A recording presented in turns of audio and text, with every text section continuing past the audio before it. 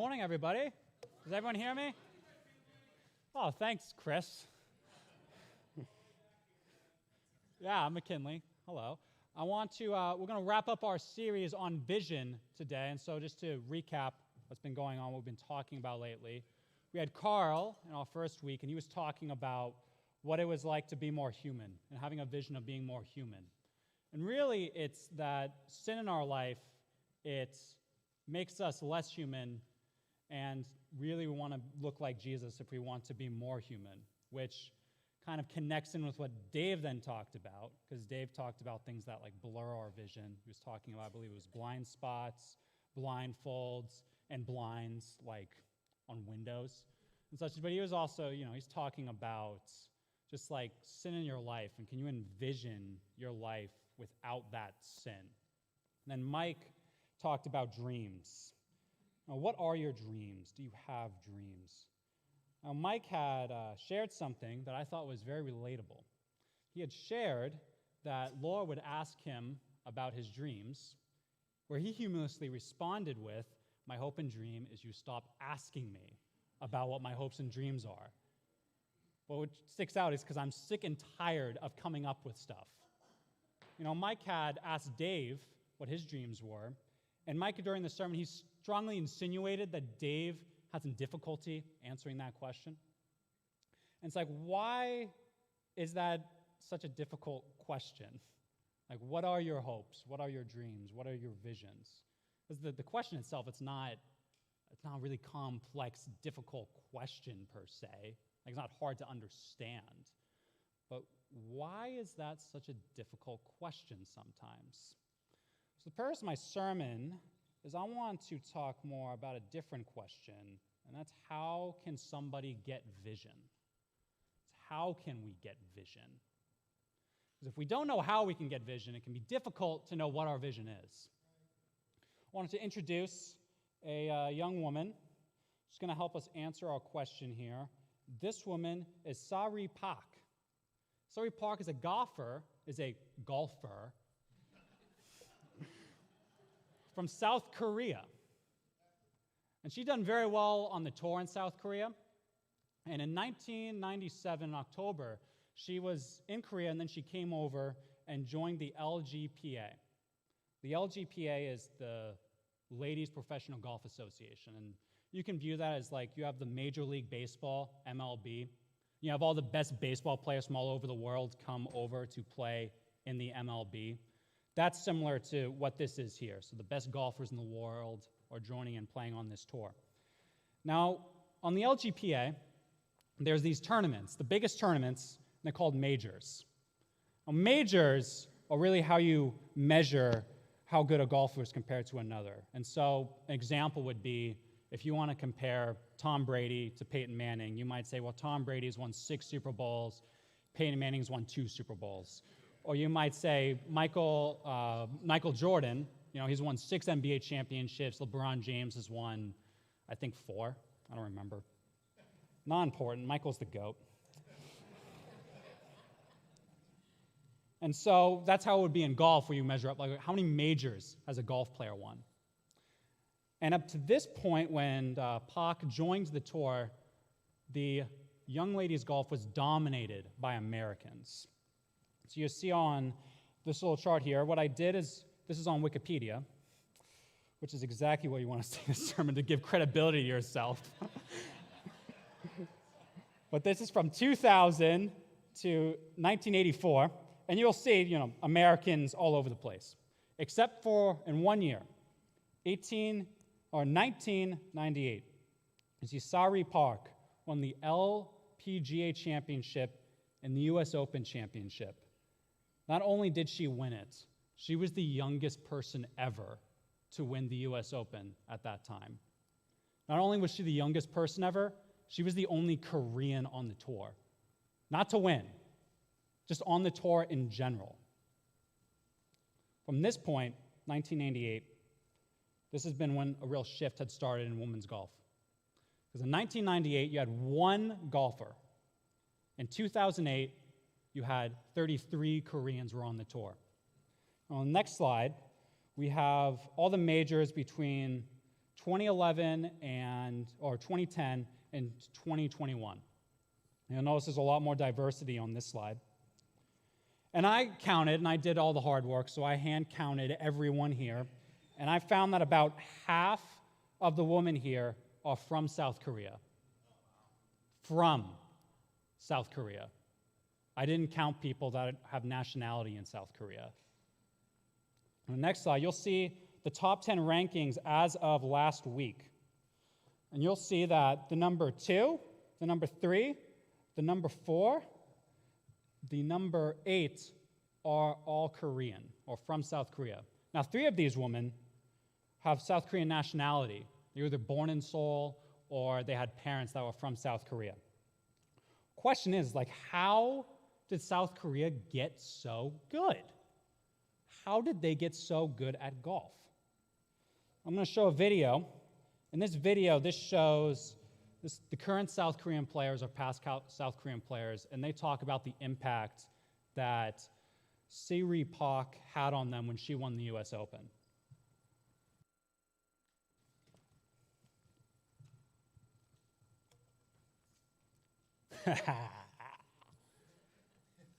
So I've cried a couple times seeing it. But I also cried when I was reading through the quotes in practice this morning.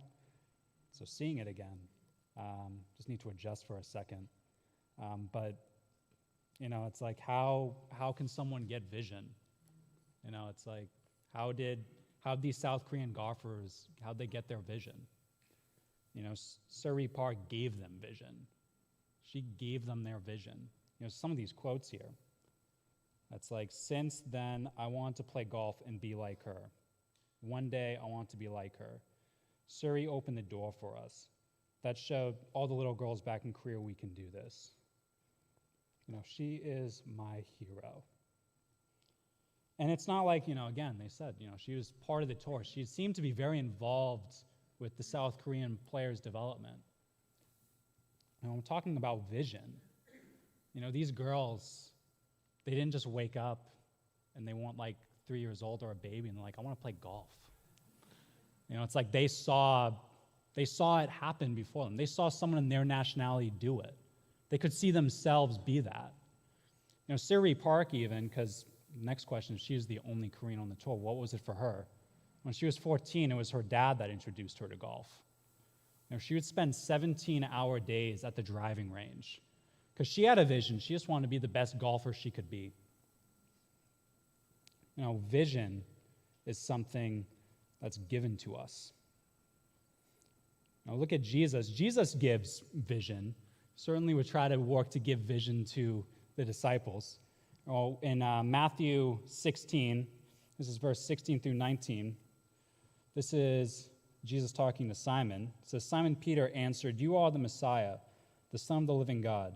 Jesus replied, "Blessed are you, Simon, son of Jonah, for this was not revealed to you by flesh and blood, but by my Father in heaven. And I tell you that you are Peter, and on this rock I will build my church, and the gates of Hades will not overcome it.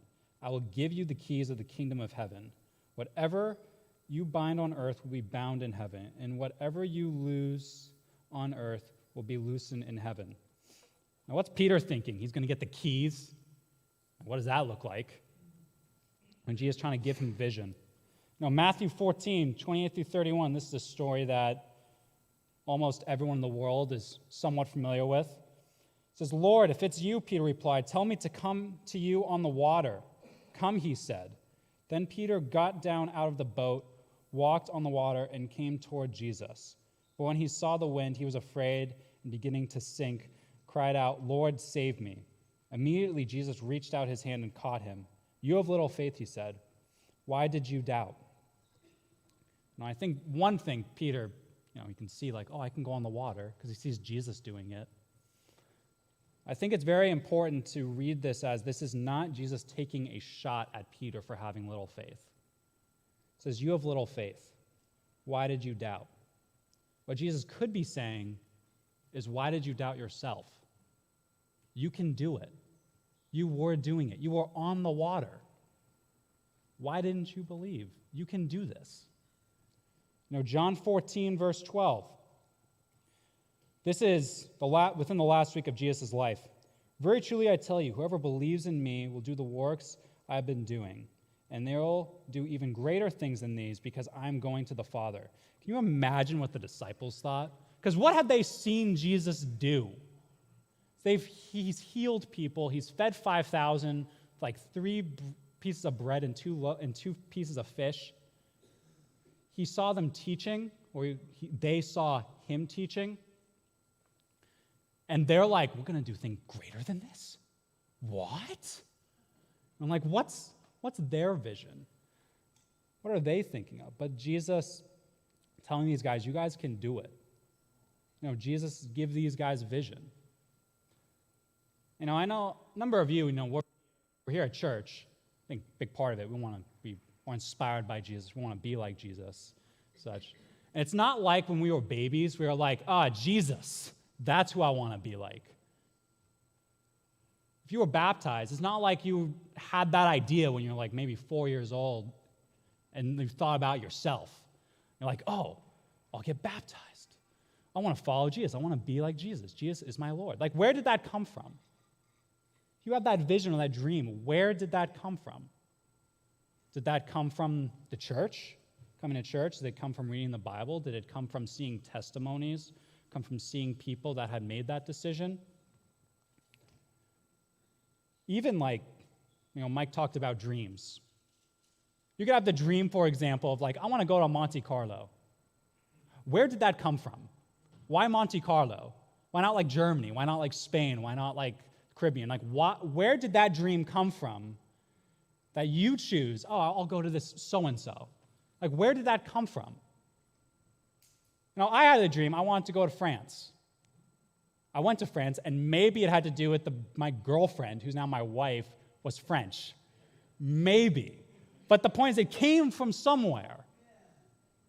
The dream or the vision comes from somewhere. So I want to share with you guys a couple of visions that have been given to me through some people here over the past couple weeks.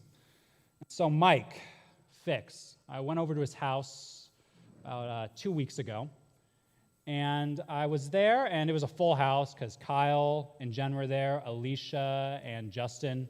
And so Alicia and Kyle are Mike's kids, and then Jen is Kyle's wife, Justin is Alicia's wife. Did I get that wrong? You guys are smart enough. See, you corrected me. You know. In this day and age, though, it's probably good to clarify that. Good thinking. But, so everyone's there, but if you've been around Mike, one thing that you'll know about him, he's very inspired by his kids, and he talks about his family a lot. And so it was very cool for me just to see the dynamic and just to see everyone kind of talking around, because I was there maybe for about an hour and a half. We were just talking about various different topics. But what it's doing for me is painting a vision for me. It's this is what I want my dynamic to be like. This is what I want my family dynamic to be when I'm 60 years old or whatever, when I have kids, and they bring their spouses over, they bring a kid. Because even Alicia and Sienna, they're best friends and such. That's so cool. But it paints me a vision. This is what I want. Now, I don't think Mike, before I came over, was rounding up the troops and was all right, guys, listen up. McKinley is coming over, and we really need to impress him. I really don't think, I think he's just existing. They just existed. John Norton, someone who a couple weeks ago, he gave me a vision. I went over to his house. We were playing a board game. Ellie was present, and the way that John talks to Ellie is so cute. I'm I really hope when I'm a father, Lord willing, and Brittany willing, just to be clear, it's not on the table yet, but me and Brittany are on the same page. But, I hope that that's how I talk to my kid. I hope that's how I talk to my daughter. He gives me a vision of what I want to look like as a father. Many visions and dreams I've formed because of influences in my life. And so, like 3 big passions of mine: tennis, the stock market, and computer science. And so, like, my career. Where did those things come from? Well, I have a tennis court in my backyard because my mom taught tennis. I'd go downstairs, and I would see my dad on CNBC with all the stock tickers flying, talking about stocks. And I knew my dad was a programmer because he would talk about it quite a bit. And I knew, like, when he wasn't home, he was programming. Even, like, one of these tennis tournaments I went to that my dad took me to, he showed me a program that he was writing for the stock market. And no, I don't have that program. So don't ask me. But all these visions, they came from something. Now we can look here. Let's look at Hebrews 10, 24 through 25. It says, "And let us consider how we may spur one another on toward love and good deeds, not giving up meeting together, as some are in the habit of doing, but encouraging one another, and all the more as you see the day approaching." Now, a major theme here in Hebrews is that there's some sort of persecution going on or some sort of trial, and it's implied in Hebrews 13:3 that some of the Christians are in jail, and so there's something going on. And this is one of the many times that the author in Hebrews tells his audience, look, don't give up. Stay with Christ. And I understand, I'm not trying to use the scripture as a pointed attack on like people that are watching online or anything, just to be clear. Like, COVID is, I understand it's serious. And when we had someone that was positive, I think the eldership made a very wise choice of not having service just for our safety. But one of my biggest fears and concerns is that we're using it as an excuse not to see each other. Because we shouldn't give up on spurring one another on just because it's gotten harder. And how am I going to get vision from other people if I don't see other people? We can be FaceTiming, we can be texting. We can work something out, like trying to see one another outside, but just something just to see one another, to spur one another on, and encourage. And this is an encouragement like, you're such an encouraging sister, you're such a good friend, or something like that. It's not like, oh, I really like your haircut. It's like putting courage into someone. It's like, you can do it. You can overcome this. It can be giving vision. Now, I want to jump back to Dave's sermon. He had some questions. He said, can you envision yourself getting out of that sin you struggle with? Can you envision what your life would be like without that sin? What would you gain or lose if you didn't have that sin in your life?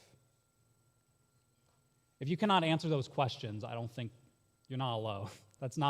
Those are kind of difficult questions because, like, how do you know? What does that look like? And you're not the only one. In 1st and 2nd Corinthians, Paul talks about that thorn in his flesh. It's like, there's a thorn in my flesh, a messenger of Satan to torment me. 3 times I pleaded with the Lord to take it away from me. That sin could be your thorn. Are you tormented by it? Are you pleading with God, take this thing away? I think one thing that can help you, give you vision, to help answer those questions that Dave had, is to see other people pull out their thorns. If you see someone that struggles with the same thing that you do, or something similar, and you see them pull it out, you can go away and like, oh, this is possible. Like, I can do this. So-and-so did this.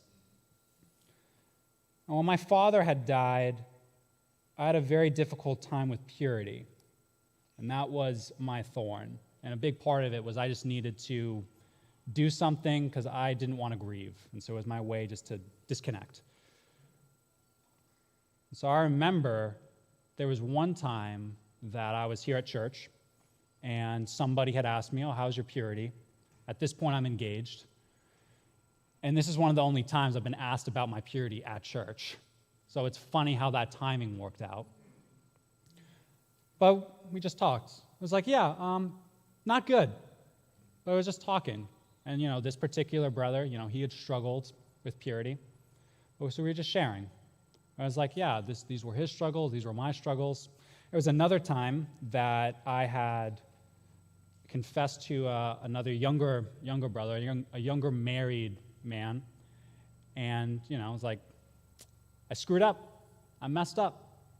And so then we just got on the phone, we just called each other. We were just talking, and he's had some difficulties with this as well. But I can see who these two men are.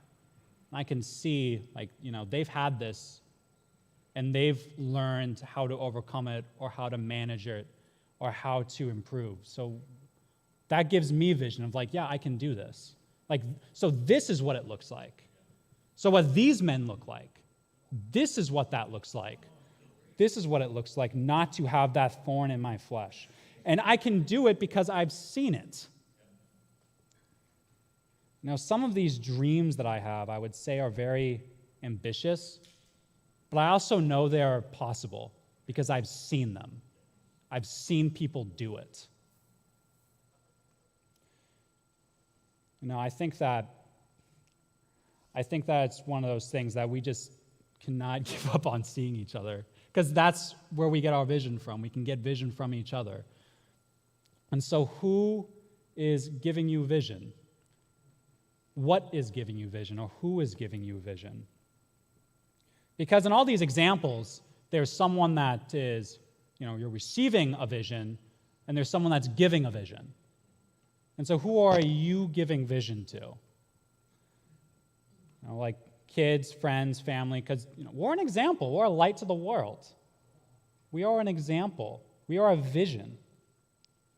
And one thing, this is somewhat counterintuitive for that question, who are you giving a vision to? So you can't really control it. You can't really control who you give a vision to, per se. You might try to direct someone oh, this is how you should view it, and they're like, no, that's not. There have been times where I've preached a message, and so then someone would come up to me and be like, oh yeah, this is what I took away from it. I'm like, I did not say that. But good for you. It was biblical, but I didn't talk about it. So I don't. It's not like we can necessarily control, per se, the vision that someone has, or even if they received the vision or if they get it. But, I think there are some ways that help. For example, I think being open and vulnerable with one another, talking about that thorn example. So if you're talking about that thorn example, someone else sees that, and then they can see oh yeah, again, it's possible. We can do this. We can pull this out. I think that's partially why a conversion story is so impactful, because you see the beginning point of someone, and then you see what they are now and the end point. And you see that growth. And it can give you a vision. It's wow, I want that. I want that growth. And especially if you had struggled with some stuff that this particular person in their story had struggled with, that can give you hope. It's oh yeah, this person overcame it. Why can't I overcome it? On our youth rally, we had two people share. One person shared, and it was a high schooler, senior, talked about she had a battle with seasonal depression. Another person had shared, and this is the actual campus minister of Pioneer Valley. He talked about this crazy story about, he was in school, he was selling drugs, he got investigated by the FBI, eventually got arrested. And I'm sharing this because he shared it publicly at his service, at this service.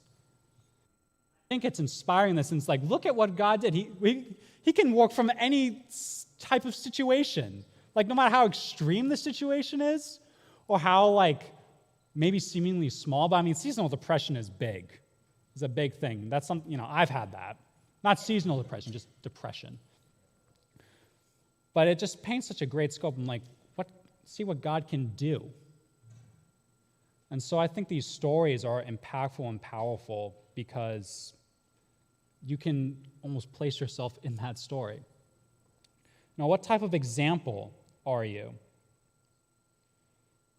This says here, James 1:19. My dear brothers and sisters, take note of this. Everyone should be quick to listen, slow to speak, slow to become angry. Ephesians 4:29.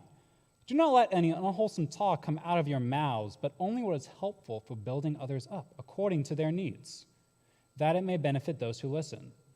1 Corinthians 15:13, do not be misled, bad company corrupts good character. Part of providing vision is just being righteous.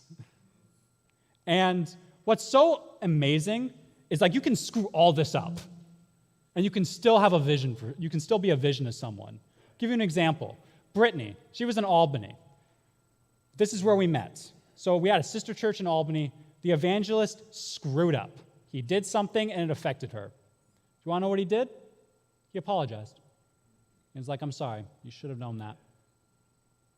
You know, another time, within like a week or so, or a similar time frame, another older gentleman apologized to Brittany for something that he did. So Brittany is like, wow, this is what a spiritual man looks like. So it's like, even if you screw this stuff up, you still have an opportunity to be righteous. You still have the opportunity to at least correct yourself. But how many times have you seen a trait in somebody and you're like, wow, I want to be like that? You know, have you ever heard that term, opposites attract? It's real. Part of why it's real is because when you're looking for a mate, you see somebody and you see like, oh, they have something that I don't have. I want that. And so you are attracted to that person because you want to have more of that characteristic. That's some of the background psychology of it. And so, for example, introvert and extrovert, I'm an introvert, Brittany's an extrovert. It inspires me more that she's extroverted because I want to be more extroverted. And so naturally, I'm a little bit more attracted to her because she has something that I want. But it's a vision. The vision is like, oh, I can be like this. I can become a little bit more extroverted. Now, how can somebody get vision? Now, who gives you vision? Who helps give you dreams? Who are you giving vision to? What vision is Jesus giving you? Now, a lot of our community here, our church, this is not possible without Jesus. Just the ability just to even meet together, to spur one another on, to give each other different vision. That's not possible without Jesus. Now, think about even, what was your life like? Like, what did you think your life was going to be before Jesus? Like, work 9 to 5, do this for 40 years, and then we die. But he gives so much more purpose than just that simple life. You know, Jesus came down and he gave us that vision of what we can look like. You know, Carl says, like, you know, to be more humans, to be more like Jesus. Isn't it great that Jesus came down and showed us what that looks like? Isn't that a good thing? How are we supposed to know that? Look at the Old Testament. That's them trying to figure it out. And without Jesus coming down, like, how would we know how to have a vision to be more human? What does it say? It says that we love because he loved us. How did we learn to do that? How did we have that vision? It's because Jesus showed us. You know, as we take our communion here, we can reflect, what are the things that Jesus has shown us? What are things that he's given you a vision about? And even amongst the church, who here has given you a vision? Who here has given you vision and how to grow, whatnot? And again, all this is all here together here at the church because of Jesus. Let's bow our head and pray for bread and juice. Dear God, thank you for opportunity to speak. But, you know, God, you are the one that gives us such an ultimate purpose and such a vision. And even you ordained us all to be together, us all to be at a church or to spur one another on, have relationships, because we need each other. We need each other to give vision. You know, God, I pray that we can continue spurring one another on, but God, I pray that the visions that you give us, I pray that they will really still imprint on our heart. We can look back to what our visions were before we learned about you, Jesus, and just the type of visions that we can have now because of your sacrifice. In Jesus' name I pray, amen.